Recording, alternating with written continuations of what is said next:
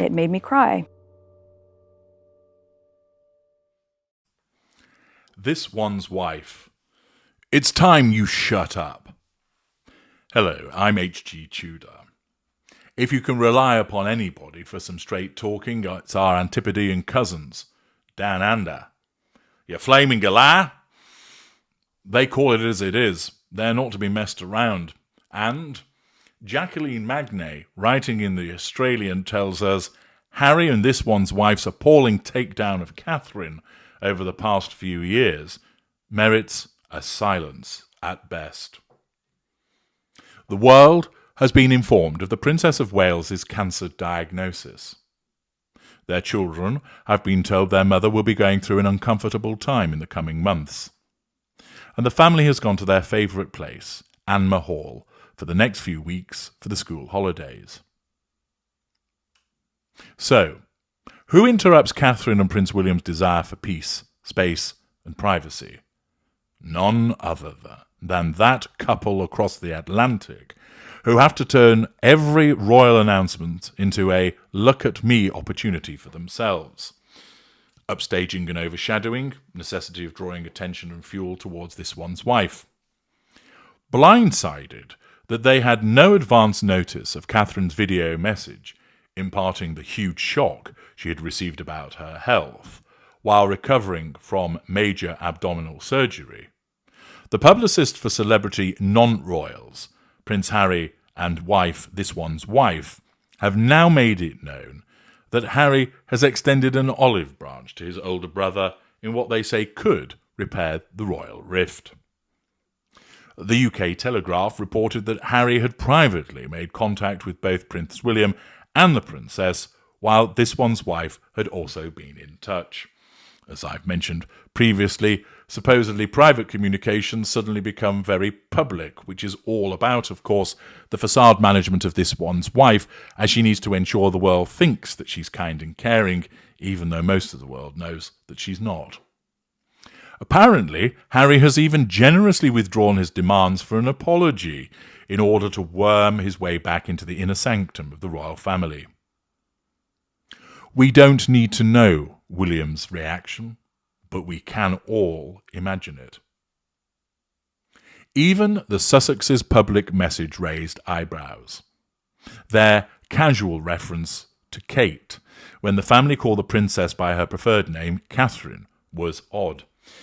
Pausing there, it's certainly odd, but it isn't a surprise that this one's wife would do it, because it's a provocation designed to try and elicit a response to provide her with fuel. Their message, too, referencing health and healing, both privately and in peace, just a day before we hear, loud and clear, how they had made contact, brings back memories of Megxit and their desire for privacy, while spilling family tales to talk show hosts, once again demonstrating the hypocrisy of this one's wife. Harry and this one's wife's appalling takedown of Catherine over the past few years merits a silence at best. William, after all, knows Harry and this one's wife can't be trusted and doesn't need any more stressful interventions from the Sussexes, who had made the late Queen Elizabeth's final months such a cruel and perplexing time, absence of emotional empathy. Remember, too, how this one's wife's mouthpiece, the improbably named plastic-faced Lieutenant Lickspittle Omid Scobie, wrote that Catherine had been one of the royal racists. Then there was the brouhaha over the bridesmaids' stockings and who made who cry, and how this one's wife whinged that Catherine didn't give her a hug and didn't take her shopping. Pity play, smearing. In Britain, at least, the public view is that Catherine, rather than having a less than desirable personality, has impeccable instincts.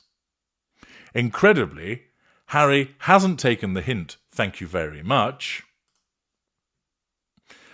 The family doesn't need help after the cancer diagnosis of King Charles. Queen Camilla, another woman Harry has shockingly derided, very quickly saw to that.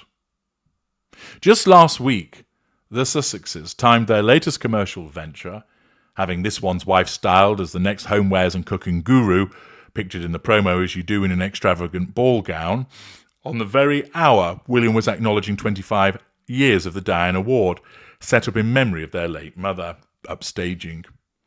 Timing, as they say, is everything. And Harry and this one's wife's bizarre, if not well-meaning attempt to insert themselves into the family's biggest personal ordeal is strange indeed. The Australian pulling no punches there with regard to their criticism of the behaviour of this one's wife and Harry, although, of course, the writer doesn't truly understand why this one's wife has behaved in that manner. This is common. Many people can see that this one's wife is an unpleasant person. Many people can see that she is not nice in the way that she deals with people, that she can be bullying, that she has to make it all about her, that she has to ensure that the conversation is moved on to her, that she has to upstage, overshadow, and steal people's thunder. But they don't understand why she does it. That many of them think, well, it's just that she loves attention, which is true, but it goes deeper than that. She, as you know, has a pathological need for control. And if people are talking about Catherine and not her, that wounds her. Even more so because Catherine's viewed through the image, the vision of being painted black. Because she is the nemesis. Furthermore, this need for attention is actually a pathological requirement for fuel, the juice, the lifeblood of the narcissist. And once again, by utilising my work, it enables you to understand so much about why this one's wife does as she does. Further criticism of her coming from down under, and none of it inaccurate, highlighting the way that she has behaved in order to pursue the prime aims. It also praises Catherine, once again reinforcing the way that she has ensured that she has provided service and has acquitted herself with dignity and elegance time and time again, irrespective of the despicable slandering that has been issued in her direction by the moronic sugars. This one's wife is known and identified by so many outlets by virtue of her behaviour.